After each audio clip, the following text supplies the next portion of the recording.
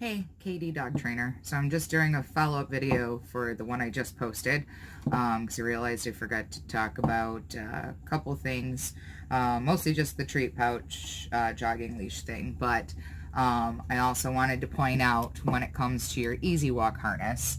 We're going to do the funky little turnaround thing again here. So a good way to judge almost any harness, but mostly your Easy Walks. A lot of people fit their harnesses too loose. Even those front padded comfort harnesses where the clip goes on the back, a lot of people fit those too loose as well. So the big problem is dogs their upper arm between their shoulder blade and their elbow is a lot shorter than ours.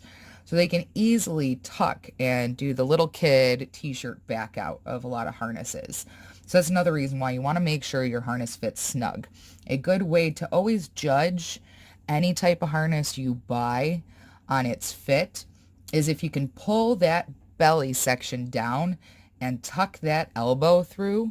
That means your dog can too. So that's a good way to judge your fit of your harness. I just wanted to point that out one more time before we get started here, because I feel that's very important and I can't believe I forgot it. But yeah, so onto the traffic jogging leash. So let's see if I can get it in frame.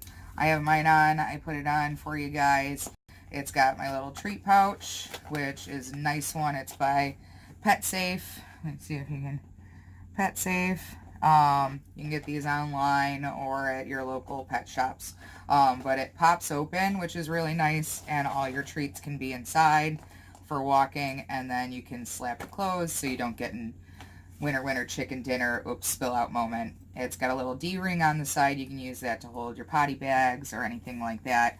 But yeah, so this just clips around you, and then this is what your dog's leash will actually end up connecting to.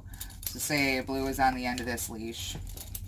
I can actually take this nifty little spot here and say I need to be hands-free. I can clip it there, and this can slide all the way around from one side to the other.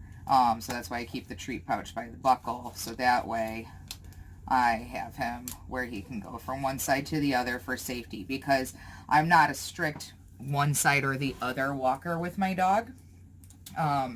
I don't do a strict left-sided walk, or a strict right-sided walk.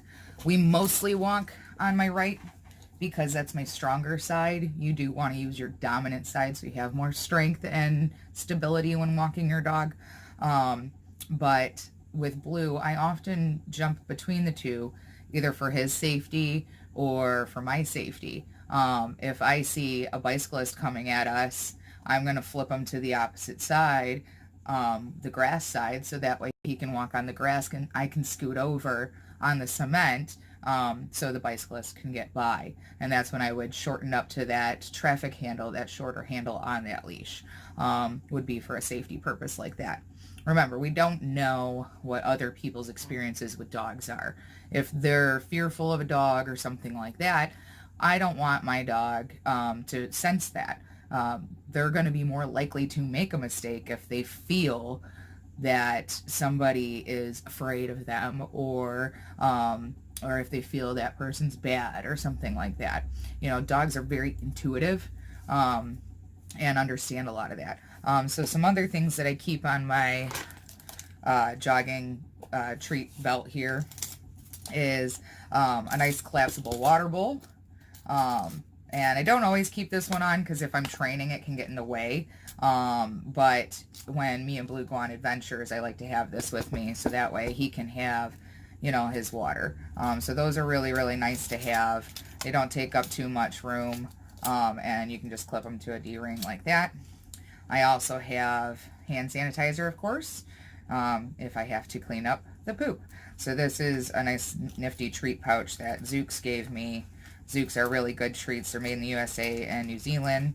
But it just holds your treat bags right inside there. and it has a little zipper back to refill it. But yeah, you just pull one out and you slide it. You know, we all know how the nice little potty bags work. So, but yeah, so that's really good to have on you. You definitely want to have your potty bags on you. We want to keep all our pet safe places, and places that allow us to bring our pets. We want to keep that ability. So it's up to every single pet parent to be a good advocate and be cleaning up after their dogs. Okay? We all know it's a pain, but please clean up after your dogs. Let us keep these safe spaces that allow us to bring our pets with us.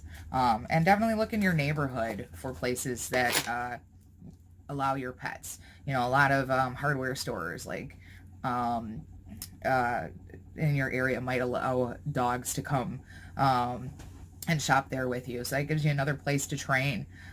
So look into your neighborhood areas. A lot of the like kind of hunting or fishing stores usually allow pets to come with them. So with their pet parents. So definitely check into those. You know, I always say call ahead, because even if a majority of them allow dogs to come, it can vary depending on management. And of course, with little dogs, you can almost get away with bringing them almost everywhere, because you can fit them in a purse or they can sit in a buggy. But with bigger dogs, you know, we need to know where those pet safe places are. We have a nice local mall down the road from us here that allows dogs, and it's a little outdoor shopping mall, and it's super duper nice. I love bringing my dog there, and they even have a little store in there that makes dog treats and dog cakes and cupcakes and goodies for the dogs. And they were super smart, and they put a people treat store right next door. So every time I go and get Blue a treat, I have to go into the other one and get myself one. So, but yeah, look into those pet safe places to bring your dogs. Another thing I wanted to talk about was retractable leashes. A lot of people love retractable leashes. I am not a big fan of them. I've seen a lot of people's hands get lacerated from trying to catch that line. I've seen the lines burn out from you putting the brake on, and now your dog's loose. I've also seen dog wrists or ankles get lacerated from those. So the other thing with those is you want to know your county or district's or even state's leash length laws. Okay, most leash length laws, at least here in Michigan, are 4 to 6 foot.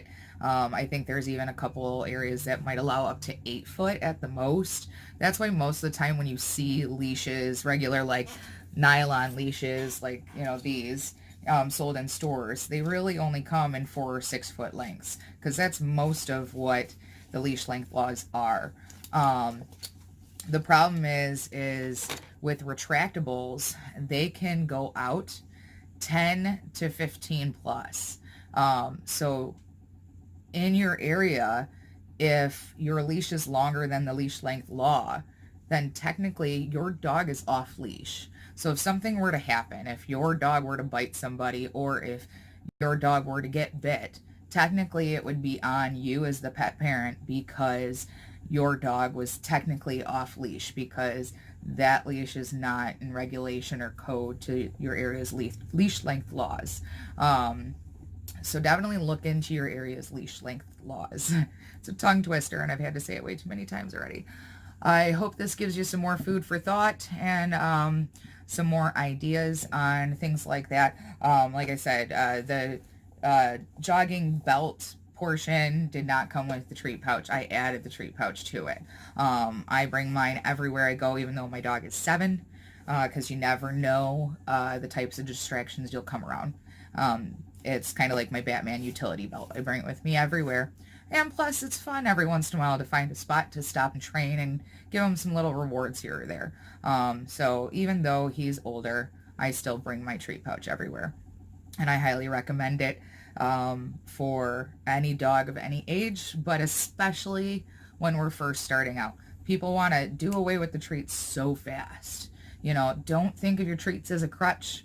Think of it as a good thing. It's your way to break your dog's fixation or distraction and get them to focus back on you.